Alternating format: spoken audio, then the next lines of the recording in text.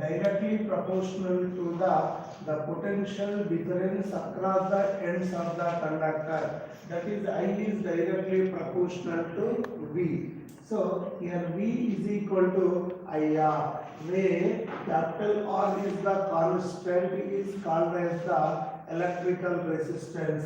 So V is equal to IR is called as the Ohm's law. So here we have to consider the two types, ohmic resistors and non-ohmic resistors.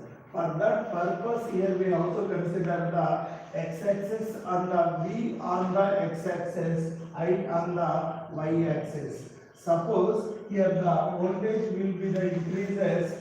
Here the current passing through the conductor, then we obtain a straight line is passing through the conductor, is called as the ohmic resistors. The ohmic resistors, the best examples will be the metals and their alloys, and another one will be the non-ohmic resistors. So which is does not obey the Ohm's law is called as the, here it is the, which does not obey that the Ohm's law is called as the non-ohmic conductors. Here the Ohm's law is valid, but here the Ohm's law is does not valid. So here the potential on the x-axis, current on the y-axis. So then we obtained this curve, which is does not obey that the non-ohmic resistors. So examples of the non-ohmic resistors are the electrolytes, gaseous,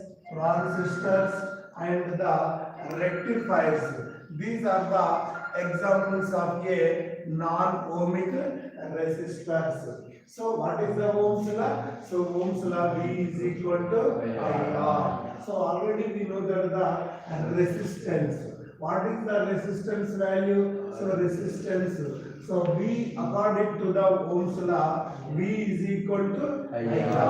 R is equal to V by I. So the units of the electrical resistance be the ohms. Here the one more units be the volt per ampere, and the specific resistance be the rho. What is the specific resistance? When the resistance is directly proportional to the length of the conductor and inversely proportional to the area of the cross section. So here R is directly proportional to L, here the inversely proportional to area of the cross section. That is, R is directly proportional to L by A. So that is, R is equal to rho L by A, where rho is called the specific resistance. Our aim is to calculate the specific resistance. That is, the specific resistance rho is equal to RA by L. So what are the units?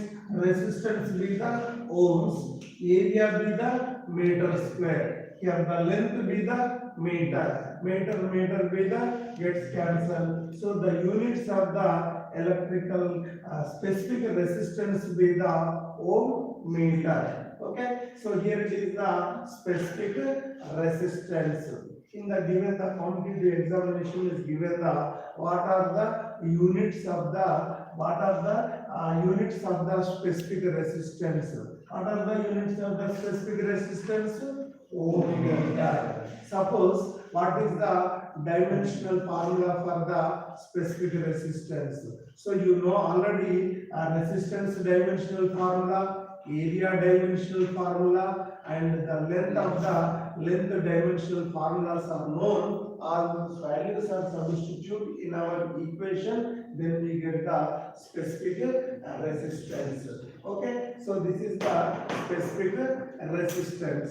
Next one will be the, here is the current density. What is the current density? The current density which is denoted by the J. So the current density can be defined as the current passing through the area of the cross section is called as the current density. So the units of the electrical current be the ampere, area of the cross section be the meter square. So here the current density be the units of the current density ampere per meter square. And also dimensional formula. What is the dimensional formula? So current dimensional formula be the area, and area be the length into width. That is the L square. So the dimensional formula for the current density, that is the A by L square. So here A L to the power of -2 be the dimensional formula for the current density. Next one be the drift velocity. What is the V? V be the velocity, D be the drift velocity. So the drift velocity